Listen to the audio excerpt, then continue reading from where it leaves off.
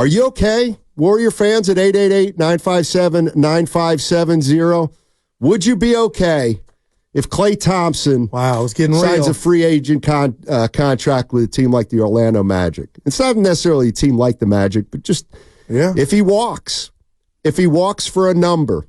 Like, that's the other thing. If Klay, what if Klay Thompson signs a 2-year, $33 million contract with the Magic?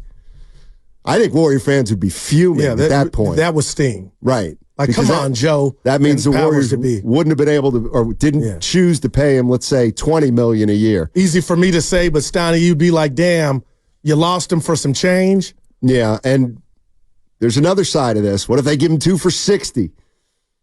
Then I think we'll understand if he leaves. That sounds like a lot of money for Klay. But there was a point this season, Steiny, you kind of saw it, that you would understand it when he was hot. Yeah, and Fuego, shout out Dan Patrick. But you know what happens during an NBA season? We see the totality of a player. And you see that they got to put together 6 months of good basketball in order to be, in order to get paid the most amount of money. And I think if you look at Klay Thompson, you would say, what grade would you give him? I'd probably give him a C+, B-. I'm going to give him a B. And a majority of the B is for the mental game. The fact that you were on the floor, you got removed from the starting lineup, and you got hot as a firecracker to where they put your ass back in the starting lineup. But Steiny, for 1 second, I know we talked about the great doctors on Friday's show, Dr. Phil and Dr. Ruth. I got to tell you, if I'm Klay Thompson, and I hate saying this, I think I want to be courted. I want the newness, and I want you to come after me and put a ring on that finger, as opposed to, I just put myself in his shoes. So you're telling me I got 4 rings, I'm part of the big 3, but I got to watch the big 2 still start?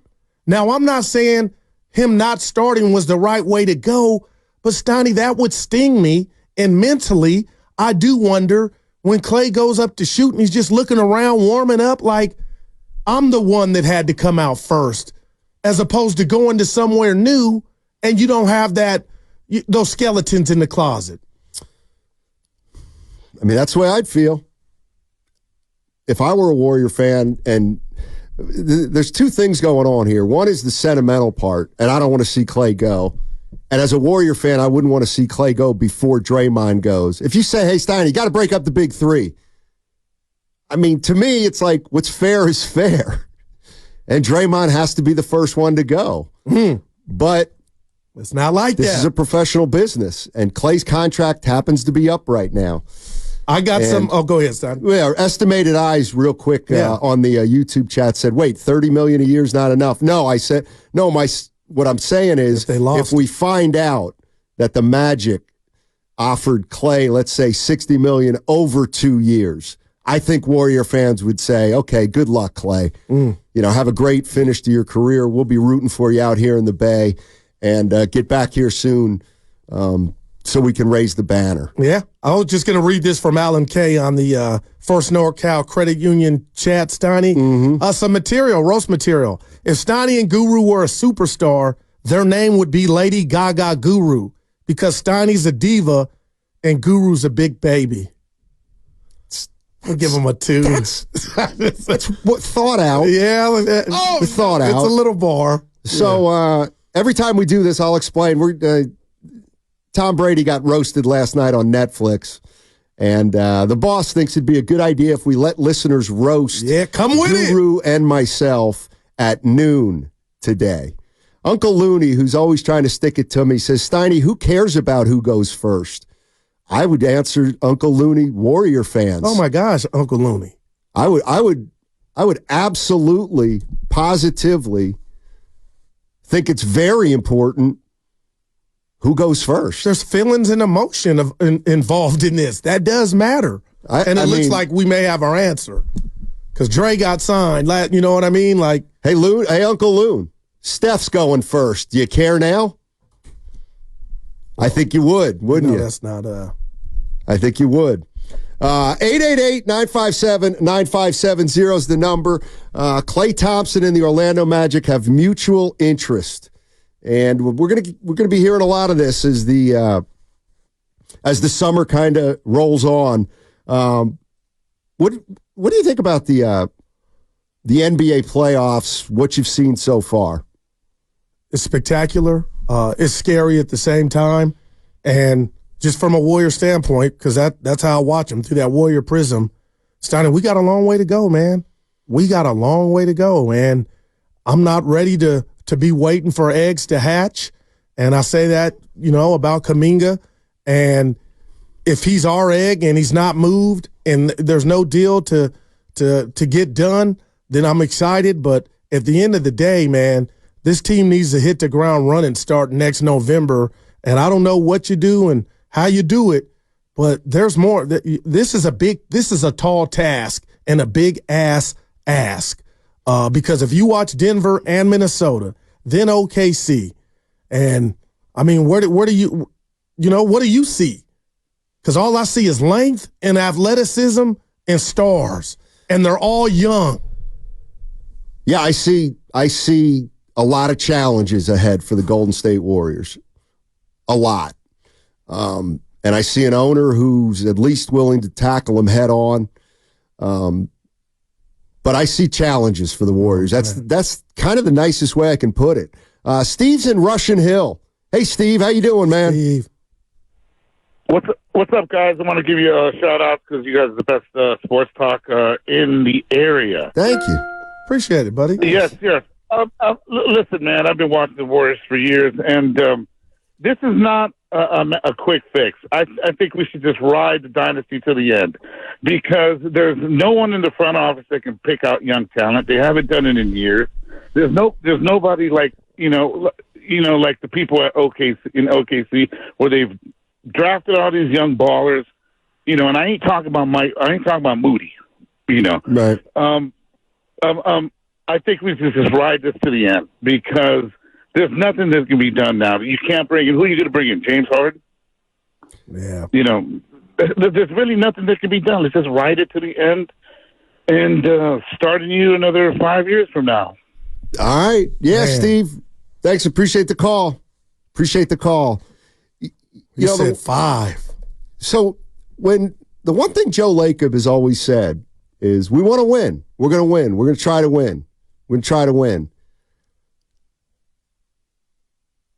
He didn't win at the very beginning. He had 2 years where the Warriors did not make the playoffs early in his tenure. And that was understandable.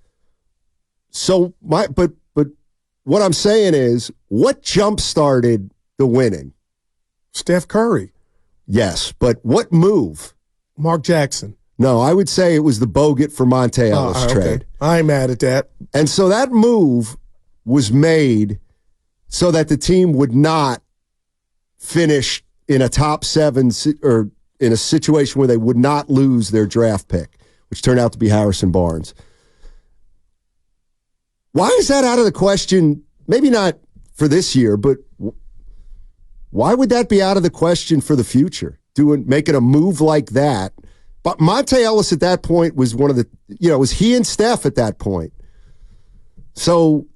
But we didn't know Steph was Steph. We were hoping. So right. I feel like there's a debt that you owe to Steph, Steiny. There's some type of debt that you can't go that route with the last of his great years left. Yeah, I don't know. Unless you want him to be Monte Ellis, and then you're really, oh boy, fans would go crazy. I mean, the one thing is, I mean, they turned it around pretty quickly after they made that trade for Bogut. I mean, I think they made the playoffs the next year, didn't they? But you weren't the big man on campus. Got to the second round. Yeah, but you've been 4-time champ. But think about that for a minute. They made a big move. They went downhill. And then the next year, they lost to Spurs.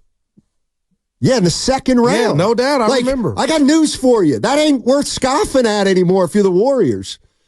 And what I mean by that is, like, if you could make a move that would cost you a year but get you back in the ballgame in a year or two, I think you got to do it. Yeah, I'm with you. And I hate to do this on a beautiful Monday, Vontae's favorite day. But what really set this team back, Steiny, and I know, for me, don't do it because it's obvious, is the basketball gods gave you a reprieve. They gave you a chance to add Anthony Edwards-like player, and I'll just say a young player, and unfortunately the Wiseman thing didn't work out. So that's part of you're paying the price and missing on that. Yeah, my feeling on that bothers me. The more I think of it, man. Well, what bothers you the most? That had it worked, things would be a little different right now if you had a player that you might believe not be Steph Curry #2, but a block to the future. That thing is GP2 now, and it's gone. It's like it never happened. That stings, Matt. But I look at that draft, and the more I think about it, how much better of a spot would they really be in with LaMelo Ball? All right. Well, I guess I don't know. I'm asking. I'm not. I have no judgment on that. This is how I look at it. I don't know. What if Minnesota would have took LaMelo Ball first and Anthony Edwards would have been? That's how I'm looking at it now. Well, that's I hear you. No, you can't look at it like Anthony Edwards had a bad rap. Oh, he don't love the game coming out of the Warriors. Like under this circumstance, the Warriors were never going to get the #1 pick because Minnesota took Edwards. So of all the guys left. If the Warriors had drafted LaMelo Ball, would they be in a discernibly different spot than they are now? Or, I mean, I don't like to use Halliburton because he dropped so much. But you were talking about him in the draft. You weren't the only one. Yeah, but he slipped to 13. So, like, my point is this. LaMelo Ball went right after the Golden State Warriors. So he was on the board. They could have taken LaMelo Ball. They also could have taken Halliburton, but 10 other teams passed on Halliburton. So I'm not going to hold that against them. What I can not necessarily hold against the Warriors, but what you can do is say they could have had LaMelo Ball. How much different a spot would they be in right now, if at all? And I'm not sure they'd be. I would like to find out. I mean, my whole point is about not.